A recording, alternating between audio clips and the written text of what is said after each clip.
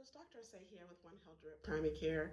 I wanted to get on here today and talk a little bit about cold weather and asthma symptoms. I'm getting a lot of calls this winter from my patients that have asthma for either the medication refill or flare up symptoms. Cold weather, unfortunately, is not a great time for patients with asthma because of the irritation that comes with the cold weather.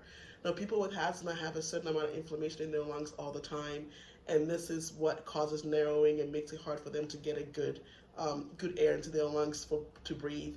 Now, changes in weather and fluctuations can trigger an asthma flare up. So, when a patient with asthma breathes in cold air that's dry, they get the spasm in their airway, and that causes irritation in the lining and leads to symptoms of wheezing, cough, shortness of breath, and chest pain.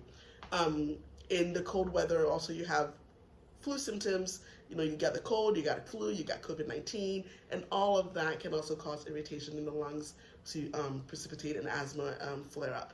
And there are a few things you can do to prevent asthma flare up during the cold weather.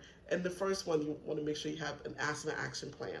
So this is a one-page plan that you fill out with your doctor or your child's family physician or pediatrician to review what to do when you're having certain symptoms, what medications to use, and importantly, when to seek emergency services if you're having severe symptoms. You also want to make sure that you're wearing a scarf or a mask on your nose and your mouth, and this will warm the air so that when you breathe in, it's not cold and dry to cause irritation.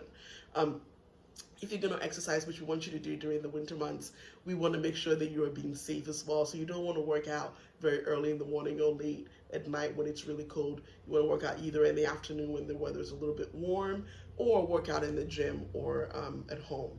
Um, Cleaning your cooling and heating air ducts, very important to decrease triggers for an asthma flare up. You can also use a humidifier in your home. The big thing about that is making sure that you're cleaning them. You don't want any mold buildup in your humidifier. And then also, if you are prescribed a preventative daily medication, you want to make sure you're using it.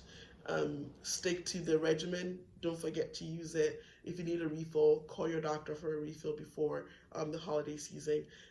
If for those who have rescue inhalers, have that on hand, especially when you leave the house. Keep it on your nightstand, and again, get a refill of that if you don't have one on hand at this time.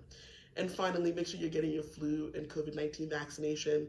If you decrease your risk of getting severe illness for a viral from a virus, you also will decrease your risk of getting an asthma flare up.